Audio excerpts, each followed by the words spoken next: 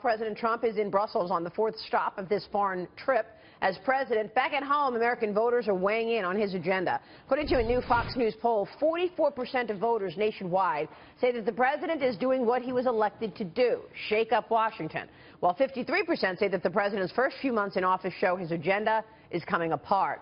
The poll also shows that the last month takes a toll on the president's approval ratings. Take a look. It finds 40% of voters approve of the job Trump is doing, down from 45% last month, while disapproval is up 5 points to 53%. Steve Cortes with us this morning. Tell us, what's your take on these numbers, Steve? Well, you know, Maria, I think, look, I'll be the first to concede as a Trump partisan that there have been stumbles clearly out of the gate, and I think that's to be expected when we elect our first ever non-politician to the White House, somebody who didn't come from either the military or from politics. But having said that, there's also been enormous successes. I would point particularly to the economy, to the acceleration of the economy, which we're certainly going to talk about today, to the Supreme Court, to Gorsuch being confirmed.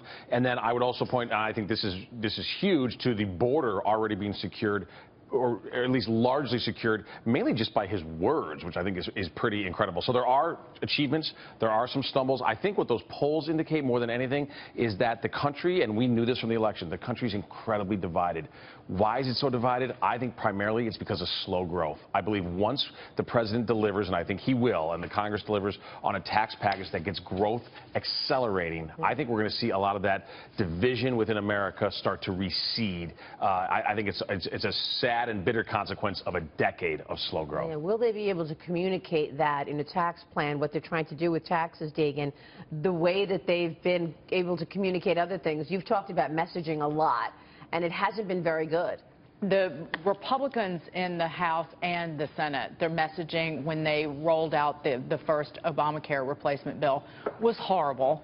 Paul Ryan stood up there and gave a PowerPoint presentation that basically a third grader could do better. PowerPoint when you're talking about a person's health. He was trying to explain to people why this would work in their benefit, and that was just an utter disaster. So it's the Republicans in the House and the Senate, but it is also President Trump and the way the administration has handled some critical maneuvers.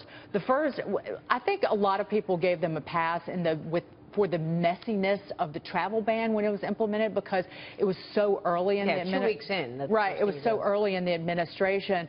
But the firing of FBI Director Jim Comey was equally messy. His communications team, they were basically sweating at the gym, for lack of a better phrase, got caught off guard. And you see that in these polls. They asked about the real reason that President Trump fired Comey. 60% said the investigations were harming Trump. Ouch. Again, that's messaging from the mainstream media. And should have Comey been fired? Yes, 34%. No, 53%. Wow, 53%. So, yes, and there were 13% were unsure. But again, if the messaging had been better, I guarantee you people would feel differently about Jim Comey hitting the bricks. You know, last night I joined Hannity, and I was on with Austan Goolsbee. And Austan was so smart, because as soon as he comes on talking about the health care bill, first thing he brings up is the cost of nursing homes. And I thought, you know, this is exactly what people can resonate. It resonates with people. Start actually talking about the cost of what people use, nursing homes, care. I mean, he went right to the specifics of what we're paying for. It wasn't a PowerPoint presentation. It was hitting right where people understand what we're talking about. So I think I understand exactly what you're saying in terms of getting the messaging right in terms of what we're talking about. It's people's health care. And we can say this because this is what we're in the business of explaining things. I mean, you covering finance and business your entire television career, you know the importance of explaining something complicated in a way that everybody can understand it, because that's the whole point. Yeah. Well, and I think, too, Dagan, to your point, the way to do that, I think, is storytelling. And I'll be the first to concede that I think the left is better at storytelling generally than the right. And I think we do tend, on the right, we tend to default to facts and figures and PowerPoint presentations. But we need to get better about a person's health care, about storytelling, about real people and what is the story behind this policy. Yeah, that's a good point. Are we going to